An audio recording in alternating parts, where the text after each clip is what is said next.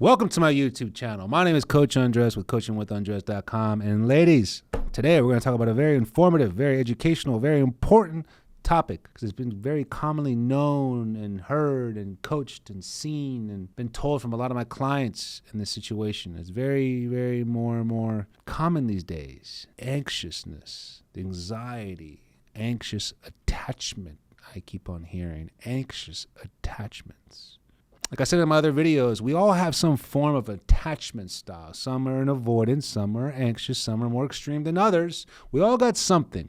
Now, there's nothing wrong with you if you have it, but there is something unhealthy if you still live off it, holding yourself back, still live in fear, doubt, uncertainty, this cloud, this weight of anxiousness or avoidedness, controlling who you are, identifying who you are. That's not something you want to do. That's not something how you want to live. That's not how you want to date. So today we're going to talk about how to overcome anxious attachment. And like I said in my other videos, I'll say again, the main things about anxious or avoidant attachment all starts with low self-esteem, insecurities, which we all have. We all have. But aren't you tired of dating from that? Aren't you tired of attracting that? Aren't you tired of projecting or magnifying those weaknesses that we all have into making us who we are, when really it's not. It's not. It's that little weak voice that somehow gets louder and more empowering to who we are, and we live and listen to that voice when we need to strengthen the other voice of, yes, I can. Yes, I do believe. Yes, I am good enough. Yes, I do love myself. Yes, I do want what I want. I believe in myself. That's the voice I try to help you find. That's the voice I try to remind you that you have. So when you talk about how to overcome anxious attachment, here's a couple of examples I've heard from my clients, scenarios where they had to come to the realization they weren't anxious about this. They have anxious attachment, which is okay. And find that out now. Don't worry about, well, what's wrong with me then? No, nothing's wrong with you. Everyone's got something. How do I get better though? How do I own it? How do I grow from it? And so many scenarios where I've heard about anxious attachment from the clients where they're like, boyfriend says, I need some time alone. I need to really focus on this work week. I got this budget or I got this deadline and I really need to, get to work. Or I need to change this weekend's plans because I have to, some other respectful priority. That's the message that they tell me and what he says.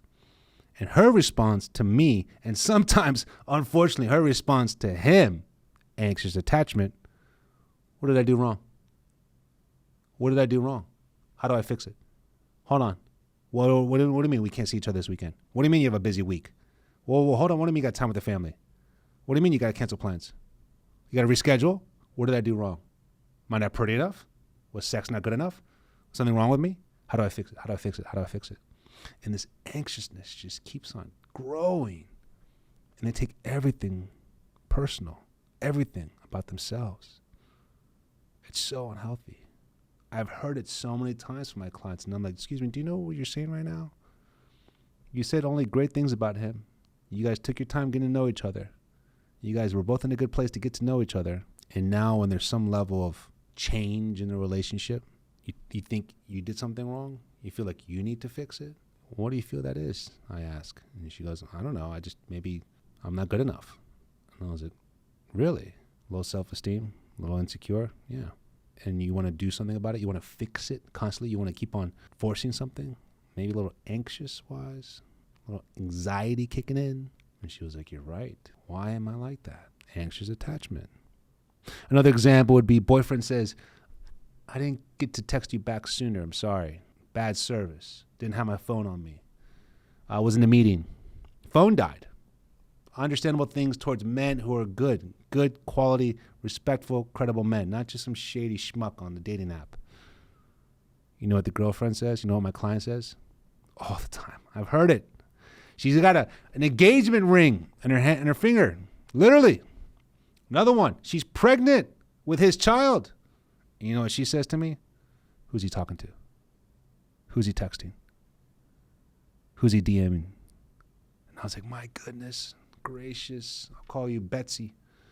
Betsy, you jump to the worst case scenario of who is he talking to? Who is he DMing? Things that you know that are actually real, actual facts. And you took everything. Who's he talking to? Who's he DMing? You're pregnant with this kid. You have a ring on your finger. You guys have been boyfriend and girlfriend for 4 years. all truthful scenarios in my clients. And they just jump to the worst case scenario. Anxious attachment. Anxious attachment. They need to attach to something of their anxiety. And anxious attachment means they need to somehow find a weird way. Somehow it's just, I get it, but it's so weird that they find security within their insecurity. Oh, I'm going to find something. I can't just believe them. I can't just take his word for the truth. No, there's something going on. What can I do? And I said, wow, we really need to pay attention to you. We really need to focus on where your thoughts are. Your fears have overcome your identity. So I say this is the first step on how to overcome anxious attachment. The first step, awareness, self-awareness. It's everything. Be honest with yourself. Be clear with yourself. Look at the facts. Feelings can play with you. Look at the facts. If this is a good man you've taken the time to know and dated, don't jump to anxious attachment. Look at the facts. That's what I do as a coach. I help you isolate your emotions to the facts.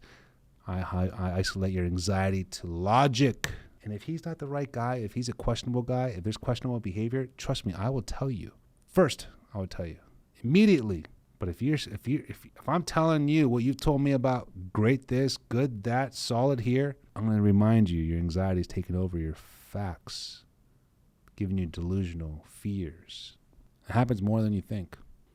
The other step to how to overcome anxious attachment, ask yourself questions.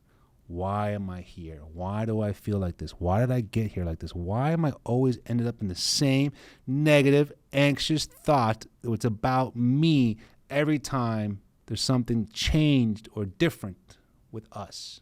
I always assume negative. I have one client, one specific one, and she says, I'm not a negative person. I'm not a distrusting person, but I'm a great friend. I'm a great mother. I'm a great worker. I'm very trusting. I'm very positive. I'm very ambitious. I'm very enthusiastic. I'm the life of the party, baby. But when it comes to him, anxious, negative, not trustworthy. And she knows firsthand, and I know this respectfully, it's not him. It's what she went through in her last relationship with the guy who did cheat on her. Unfortunately, anxiety, attachment, or avoidant attachment either stems from either past relationship or childhood. Everyone's got something to cause these attachments, but they don't have yourself the reason or the excuse to live all these attachments without paying attention to it. Asking yourself why. Why? Understanding it. Stop running away from it. Run towards it. And that's what I do as a coach. I'm a relationship coach, but I'm also a life coach. And I help you find awareness in this. I hold you accountable towards what you can control. And if you're the right man, they're not only going to be receptive on that, they're going to be so attracted, desired, proud to be with someone like you. If it's the wrong guy, you'll know. Wasting your time, slowing you down, holding you back. See ya. You'll know. And that's what I do as a coach. Help you find awareness inside yourself. Believing in yourself. Regardless if it's anxious, avoidant, or anything else. That's how it starts. Developing that self-love for you. Thank you for watching. My name is Coach Andres with coachingwithandres.com. If you have any questions, please leave a comment. If you are interested in any coaching sessions, I'm here to help. Go to coachingwithandres.com and we'll talk as soon as possible. Thank you for the support. I'll see you soon.